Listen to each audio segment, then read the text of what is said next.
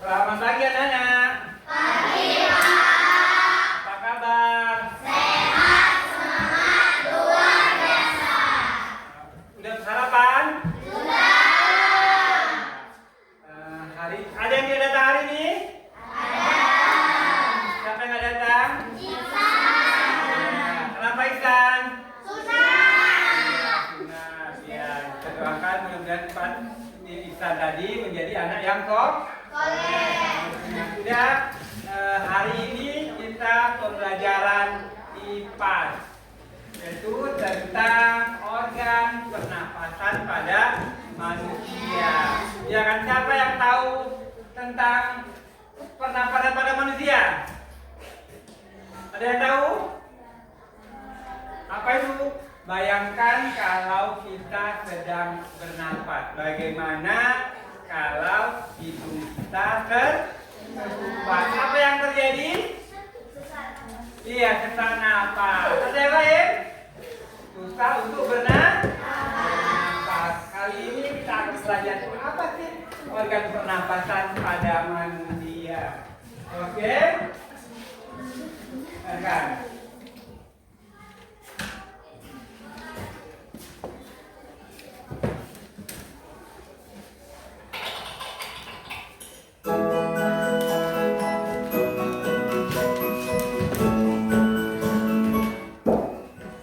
Coba kamu rasakan udara yang keluar masuk dari lubang hidungmu. Pasti tahu ya, itu yang namanya bernapas. Apa sih bernapas itu dan kenapa kita perlu bernapas? Bernapas adalah menghirup oksigen dan melepaskan karbon dioksida. Bernapas sangat penting karena kita membutuhkan oksigen untuk membentuk energi. Kelebihan karbon dioksida juga harus dikeluarkan agar tidak meracuni tubuh. Bernapas adalah proses otomatis atau terjadi tanpa disadari. Karena itu, nggak pernah kejadian kita lupa bernapas. Bahkan saat hidup pun tubuh kita masih bernapas. Udara luar yang mengandung oksigen akan masuk melalui hidung. Di dalam hidung ada rambut-rambut halus untuk menyaring kotoran. Suhu dan kelembapan udara juga akan disesuaikan dengan tubuh. Udara kemudian melewati faring. Faring adalah saluran yang terhubung ke sistem pernapasan dan sistem pencernaan. Dari faring, udara masuk ke laring. Pada bagian atas laring terdapat epiglotis yang akan menutup saat kita sedang menelan makanan. Hal ini untuk menjaga makanan masuk ke saluran napas. Pada laring juga terdapat pita suara yang akan bergetar ketika dilewati udara. Getaran pita suara akan menghasilkan bunyi. Udara kemudian masuk ke trakea. Di dinding trakea juga terdapat silia untuk menyambut partikel asing dan cairan agar tidak masuk ke paru-paru. Di bagian bawah, trakea bercabang dua menjadi bronkus kanan dan bronkus kiri. Bronkus kanan akan menyalurkan udara ke paru-paru kanan dan bronkus kiri menyalurkan udara ke paru-paru kiri.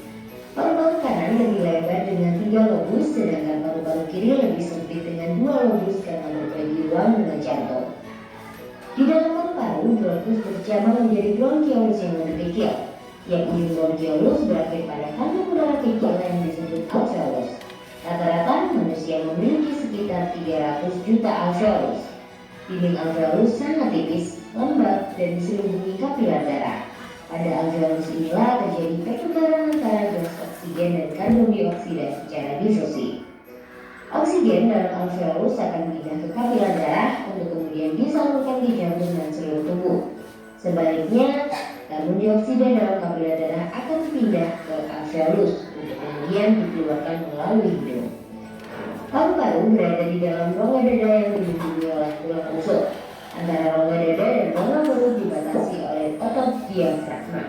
Saat menarik nafas, otot-otot di antara tulang rusuk berkontraksi sehingga tulang rusuk terangkat. Diafragma yang awalnya melonjak turun menjadi datar. Karena itu, paru-paru mengembang dan udara dari luar masuk ke dalam paru-paru. Sebaliknya, saat mengembuskan nafas, otot-otot di antara tulang rusuk relaksasi sehingga tulang rusuk turun. Diafragma juga kembali ke posisi melengkung. Karena itu, paru-paru mengecil dan udara keluar dari paru-paru. Frekuensi pernapasan dipengaruhi oleh usia. Bayi memiliki frekuensi pernapasan lebih tinggi daripada orang dewasa karena metabolisme bayi yang lebih tinggi. Frekuensi pernapasan juga dipengaruhi oleh aktivitas tubuh. Frekuensi pernapasan akan lebih tinggi saat berolahraga dibandingkan saat saat santai. Saat kondisi demam, asma, dehidrasi, atau mengalami gangguan jantung, frekuensi pernapasan juga akan lebih tinggi. Wah, sekarang sudah makin paham ya bagaimana cara manusia bernapas. Dengan pengetahuan ini, kita harus bersyukur pada Tuhan karena telah menyediakan oksigen gratis untuk kita bernapas. Agar kita tetap nyaman bernapas, yuk jaga kebersihan lingkungan dan menanam pohon. Selain itu, kita harus selalu menjaga kesehatan organ pernapasan dengan makan makanan bergizi, olahraga teratur, dan hindari kebiasaan buruk seperti merokok. Berapa lama ya rata-rata manusia kuat menahan napas? A. 0,5 sampai 2 menit.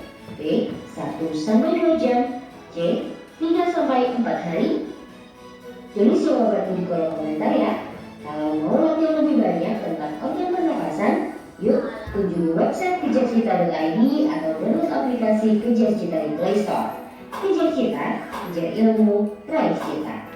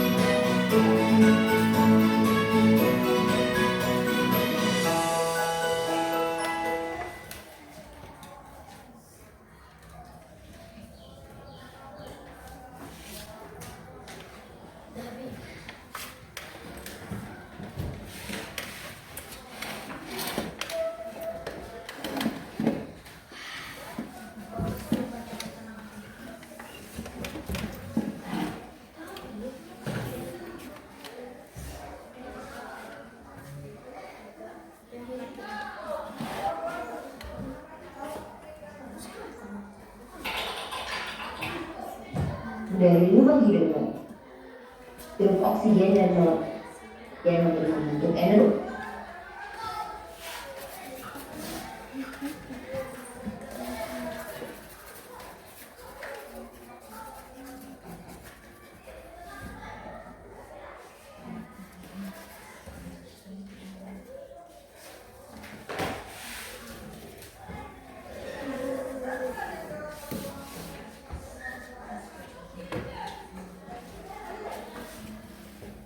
Nah,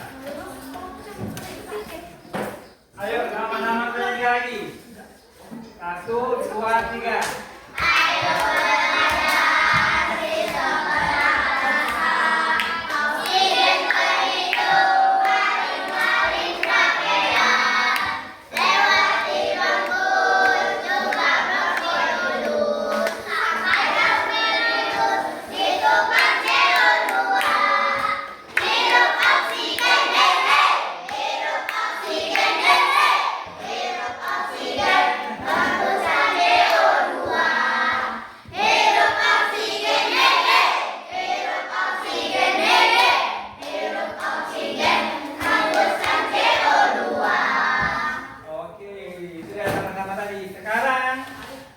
Masing-masing tugas kelompoknya, ya kan, untuk membuktikan bahwa sistem pernapasan pada manusia ini kasih jalin sama kawannya. Di sini.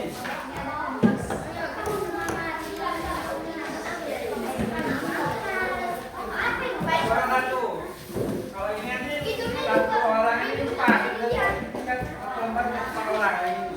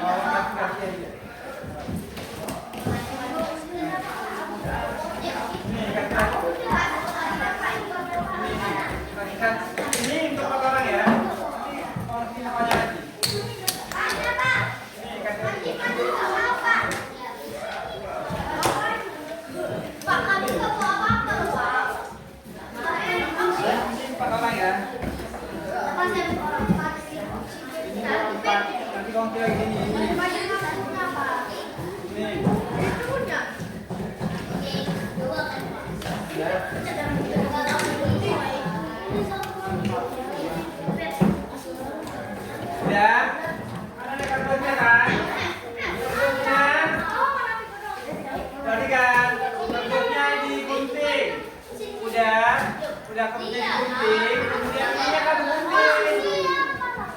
Atau enggak kamu tempelkan aja ini kardusnya, di sini ini tempelkan aja. Nah, tempelkan seperti ini. Udah, kita buktikan di sini pernapasannya. Udah, baru ini. Nah, oke. Ya. Ayo masing-masing bekerja.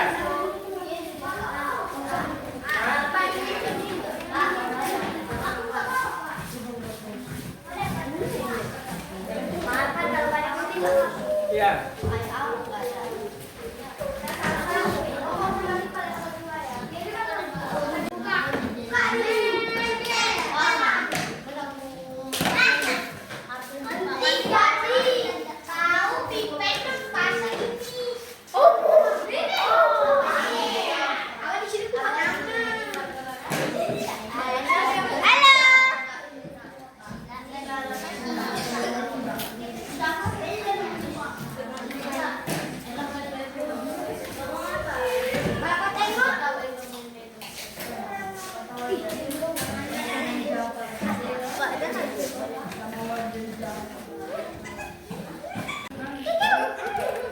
Suara.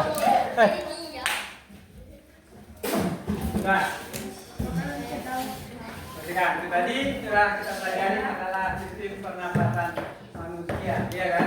Sebelum kita pulang pelajaran, kita akan tinggal lagi sistem pernapasan pada manusia. Ayo sama-sama. Ayo.